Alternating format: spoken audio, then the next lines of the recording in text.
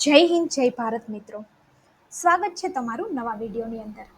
આ જે વિડીયો છે એની અંદર આપણે પ્રધાનમંત્રી આવાસ યોજના અંતર્ગત ગુજરાતની અંદર 300 EWS2 પ્રકારના આવાસો છે બનવાના છે. તો આ જે આવાસ છે એ કયા સિટીમાં બનશે, આના ફોર્મ ક્યારે ભરાવાના ચાલુ થશે અને આની અંદર કોણ ફોર્મ ભરી શકશે, એ બધી જ ચર્ચા આપણે આ વિડીયોની અંદર કરવાના છીએ. તો વિડીયો સારો લાગે તો વિડીયોને લાઈક કરી દેજો અને વિડીયોને બીજા લોકો સુધી પણ શેર કરજો. હવે આ જે આવાસ યોજના અંતર્ગત જે સ્કીમ બનવાની છે એ ગાંધીનગરની અંદર બનવાની છે. ગુજરાતના ગાંધીનગરની અંદર પ્રધાનમંત્રી આવાસ યોજના હેઠળ ઘર બનાવવા માટે વર્ષ 2024 અને 25નું જે બજેટ આવ્યું હતું એની અંદર ટોટલ 60 કરોડ રૂપિયાની જોગવાઈ છે એ કરવામાં આવી છે. એટલે કે ગુડા ગાંધીનગર અર્બન ડેવલપમેન્ટ ઓથોરિટીનું જે વર્ષ 2024-25નું જે બજેટ છે એની અંદર આ જાહેરાત છે એ કરવામાં આવી હતી. આવાસ યોજના માટે આ નવા ઘર બનાવવા માટે ટોટલ 60 કરોડ રૂપિયા છે એ ફાળવ્યા છે.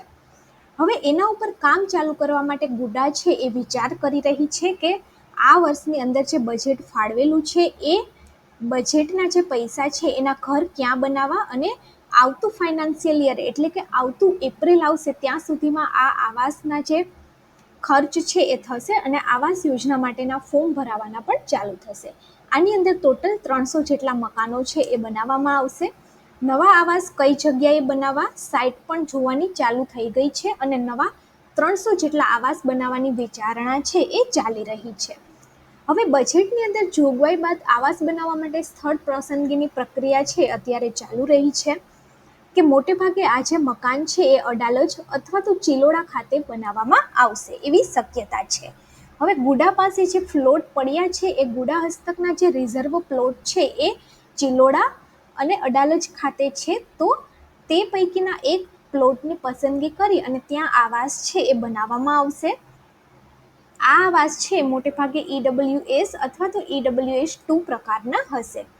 સ્થળ પસંદ કર્યા બાદ આવાસ યોજનાના પ્લાન અને નકશા છે એ પણ તૈયાર કરવામાં આવશે અને ત્યારબાદ તેના ઉપર કામગીરી ચાલુ કરવામાં આવશે અને ત્યાર પછી જ આની અંદર ફોર્મ ભરાવાના છે એ ચાલુ થશે. કદાચ અત્યારે ચૂંટણી આવે છે એટલે ચૂંટણી પછી આ નવા આવાસ યોજના માટેના જે ફોર્મ છે એ ભરાવાના ચાલુ થઈ શકે છે. હવે અત્યાર સુધી ગુડાએ ઘણી બધી સ્કીમ્સ છે એ બહાર પાડી છે જેની અંદર લોકોને સરગાસન, વાવોલ, અડાલજ, હળમતિયા, ત્યારબાદ પેથાપુર જેવા વિસ્તારોમાં સારી સુવિધાવાળા લોકોને ઘર છે એ મળ્યા છે. હવે આની અંદર કોણ કોણ ફોર્મ છે એ નથી ભરી શકતા. તો આવાસ યોજનાની અંદર એકવાર મકાન મળી જાય ત્યારબાદ તમે પાછું કોઈ પણ આવાસ યોજનાની અંદર ફોર્મ છે એ ભરી શકતા નથી. હવે આની અંદર ફેમિલીના એક મેમ્બર એક જ વાર ફોર્મ ભરી શકે છે.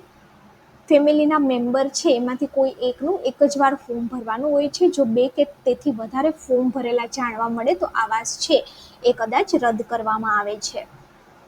હવે ત્યારબાદ આવાસ યોજનાની અંદર મળેલું જે ઘર છે તમે 7 વર્ષ સુધી વેચી શકતા નથી કે 7 વર્ષ સુધી ભાડે પણ આપી શકતા નથી. હવે આ ગુડા છે એની અંદર જે ગુડા વિસ્તારની અંદર આવતા લોકો છે એ જ ફોર્મ ભરી શકે છે.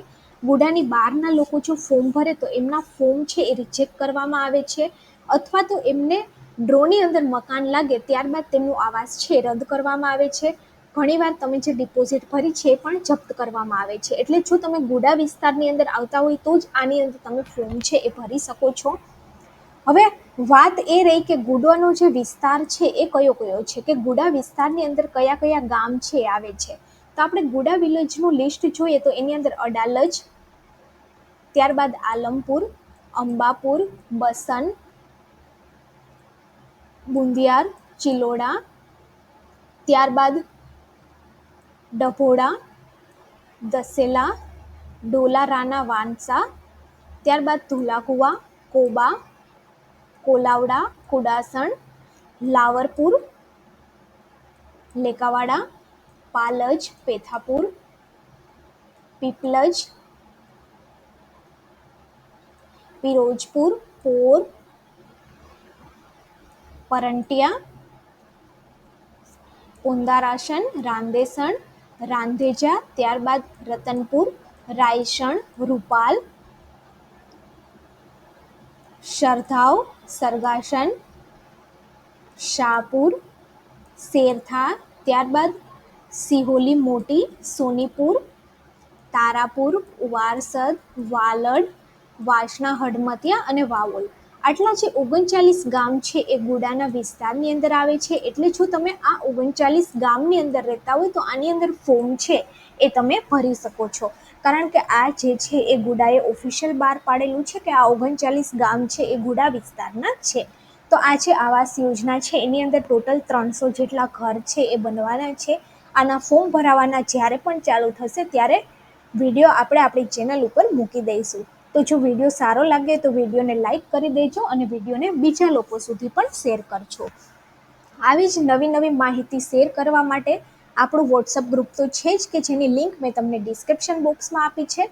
પરંતુ હવે એક ટેલિગ્રામ ચેનલ પણ બનાવેલી છે. એટલે નવા નવા ડોક્યુમેન્ટ્સ પણ ટેલિગ્રામ ચેનલની અંદર છે એ આપણે શેર કરી શકીએ. તો જો તમે ટેલિગ્રામ ચેનલ યુઝ કરો છો તો એની લિંક પણ મેં તમને ડિસ્ક્રિપ્શન બોક્સમાં આપેલી છે. આવી જ માહિતી જાણવા માટે ચેનલની સાથે જોડાયેલા રહો અને ચેનલને સબસ્ક્રાઈબ કરો. જો ચેનલની અંદર નવા છો તો ચેનલને સબસ્ક્રાઈબ જરૂરથી કરી દેજો.